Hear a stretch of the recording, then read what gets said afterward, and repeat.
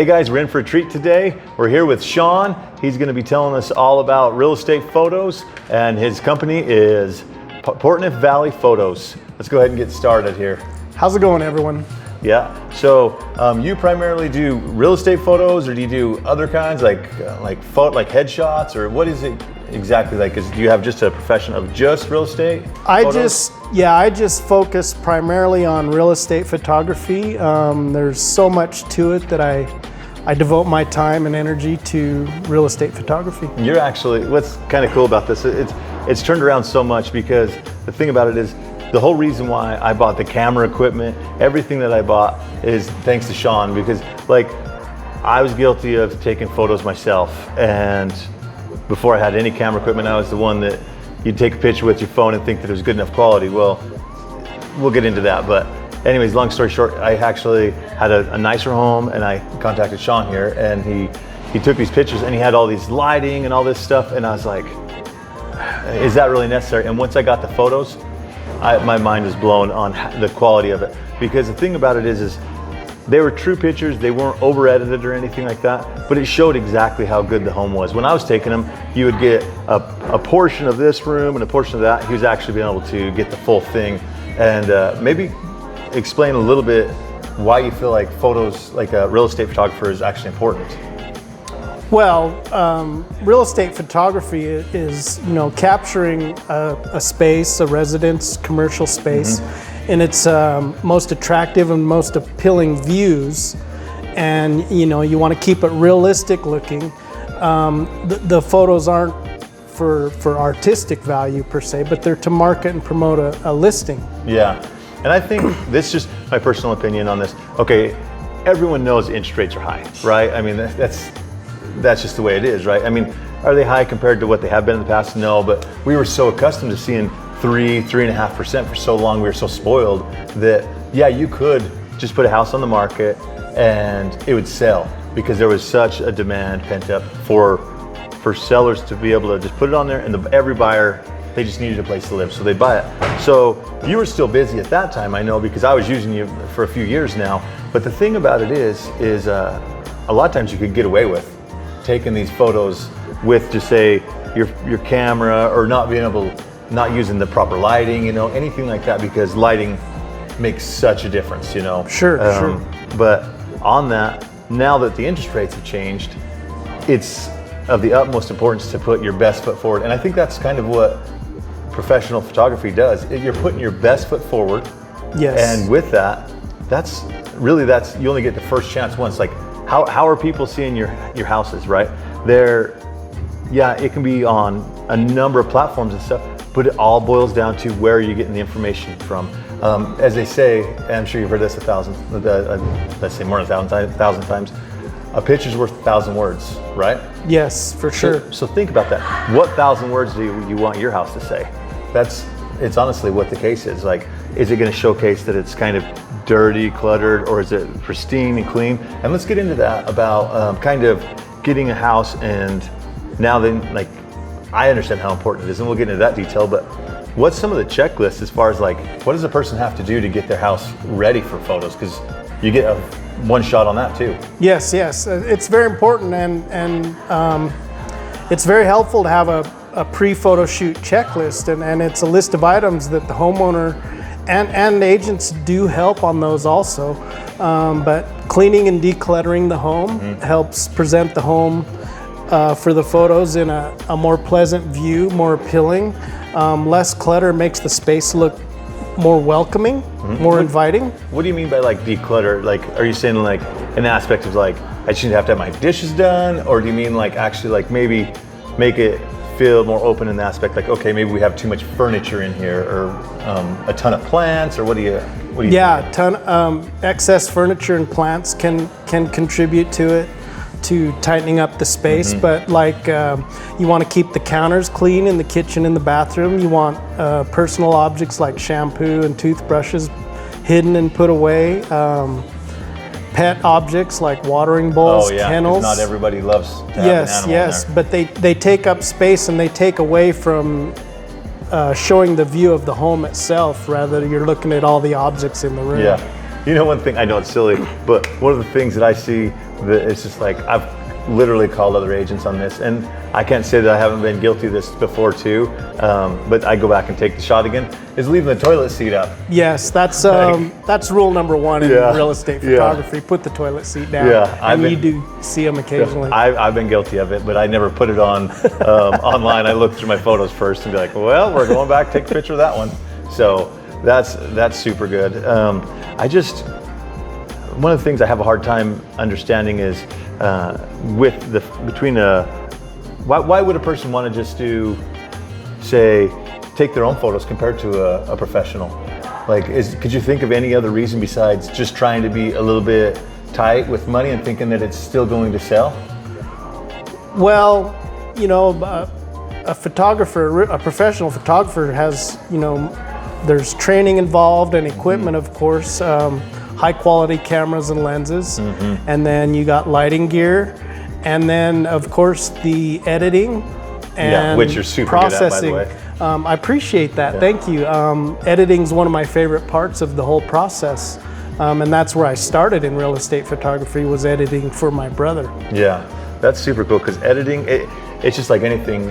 We were talking about this a little bit earlier before we started shooting, and how everybody has kind of a passion for something, right? I mean, I don't know what your passion is. My passion is real estate, his photography. So like when you're doing this, editing is not my passion, by the way. I actually have a guy that does the marketing for me when it comes to all this stuff, because it's not my desire, and I want to do what I actually love to do, because then it's not like it's work. Exactly, right? Exactly. And I think that this is my personal opinion about professional photography anyways. I believe that you'll get there's a better chance of you getting top dollar of what your house is worth from having a number of things. Decluttering it when people come in. I mean, if you're gonna have it decluttered, try and keep it decluttered. Let's face it, I don't know if any of you guys have kids, I do. And I feel like it's a whirlwind. I just chase them around and it just literally clean them up as I'm going. But, and you basically live like you're living in a fishbowl. It's not always the most pleasant thing. But if you can get it cleaned up, so when people actually come in, but then going back to these photos, I just think it's really cool that you're like, okay, here's our checklist, here's what it's gonna entail. And then at that point, then you can get the best photos so we can get people into the home, because the home actually, in my opinion, sells itself. Real estate agents, at least myself, I love going and showing homes with people. And the reason why is I get to experience it with them, the highs and the lows of them liking a home, them not liking a home. And that could be for a completely different subject. But one of the things also that you do that I really like, especially on ones with views, is you have a drone. Yes. And you're licensed and all that. So you want to go into a little bit of detail on that? Well, I've been flying a drone since 2015. Okay. My first drone was about $3,500. Dang. And that was due to the price of the camera that the drone carried, because there wasn't really any other drones out there at that time, and the one I got had a really good quality camera for video and capturing photos. But anyway, you know, photos and videos with drone, it can show views you can't really get in any other way, and especially for properties that have land or outside features like entertainment zones and stuff like that. A drone can really give you a better perspective of the property and the flow of the property, That's true. as well as the surrounding amenities, like if there's parks That's or one thing schools in the I noticed neighborhood. you did that. That's one of the things he does is like when we're putting the photo on there, when I'm uploading the photos, I noticed that, like, let's just say hypothetically that there's a school here, a park here, whatever it is. Not only do you get to see the picture, the overview of the house, you get to actually, he puts a little pinpoint on showing where the park is, where the school is, different amenities like that, so you can actually see it. Yeah, And see what's in the neighborhood. yeah, that's super cool. And then another thing on there, with the real estate portion of it, is what differentiates one photographer from another. Like some people, they take photos of houses, they take headshots, they take, and I'm sure there's great ones that can do it all, but I feel like rather than being a jack of all trades, like rather than master of one, like you actually, that's what you primarily do is real estate. your full-time job. That is my full-time job. That is my focus. I focus only on real estate photography. It allows me to do the best job that I can, and the equipment for different photography fields, you have to have different equipment, and so that's equipment's time consuming. You have to maintain it and upgrade it.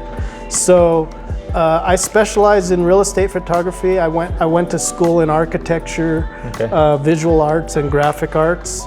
I bet that's helped you out a lot to kind of see everything. That allows me to understand like the architect's intent of a house, or to show what I feel is the best view, the most appealing view of a property. Like the angle, basically. Yes. Yeah, I can tell you personally that like when I'm using him, it's amazing at the angles that he comes up with, because a lot of times individual will come in and they'll take a picture of something and they'll think that you're just going to take it. Let's say it's a rectangle room. They'll just stand there at the edge, take a picture, and call it good. And maybe there's a door way in the way, or maybe the lighting isn't correct. And I noticed that one of the things that you told me, and we can go into this, isn't something that we talked about before, but is the difference in lighting. Like as far as like, okay, that might be an amber light, this is natural light. Like you kind of take an account of how the lighting is and try and get your equipment to be the best that you can by the natural lights. And Sure. So I use a combination in my photos of flashlight and natural light, which they call ambient light. And what the flashlight does is it allows you to show the true color of a room, whereas it's not affected by, say, the yellow of sunlight. Or reflections of green light from the grass. So I'll take several photos. I'll take some with flash, and that allows me to show better detail, and it allows me to show the true colors of the room. And then it also allows me to show that there's a view out of the window. So if you don't use flash for an interior shot, you end up having either the room is too dark to see the details, or the windows are blown out, so all you see is white squares. I got you. And then I take the ambient photos, because those show the true shadows of the room. And so I blend the ambient photo with the flash photos, and that allows me to create an image that shows the true colors of the room. You can see the details in the shadows. The highlights of the windows are not blown out. And then you get the natural lighting from the ambient light, or the natural light. That makes sense. So kind of just to reiterate on that, you basically, you can see the inside of the house just perfectly, but it's almost like when we can naturally look out the window and see, you can see the view outside also. The human eye can naturally adjust for that, and unfortunately the cameras can't naturally adjust, so you have to have workarounds. That makes sense. So you can showcase your inside and outside at the same time. Yes. Another question is, why use a full real estate photographer? A full service real estate photographer. What that entails is a photographer that covers all your photography media services, meaning still photos, video, 3D virtual tours, floor plans, and then all the add-ons that go with those. There's interior photos, exterior photos, aerial photos. So when you team up with a full service real estate photographer, it's gonna save you time by you only need to coordinate maybe 1 or 2 times.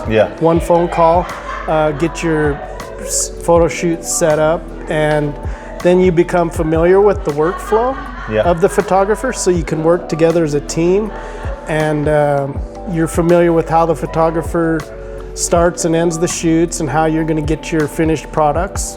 That's one of the things, sorry to cut you off on that, but that's one of the things you do absolutely amazing at, is getting it in a timely manner. Like once you actually go and take the photos, which that's in a timely manner too, you got to schedule out a little ways because you're booked, but after that point, once you get it done, it's always in a timely manner that you actually get it back. Like, hey, how many days do I have to get this back to you? Sure. And if it's like a pinch where we built a relationship, you're like, I'm like, can I please get it back tomorrow? Yeah, we might be able to squeeze it in, kind of thing. And I love to do that. Don't count on it all the time because it's super busy. But during the busy season, that might not always happen. But yeah, I have a standard deliverable time of 24 to 48 hours after the end of the photo shoot.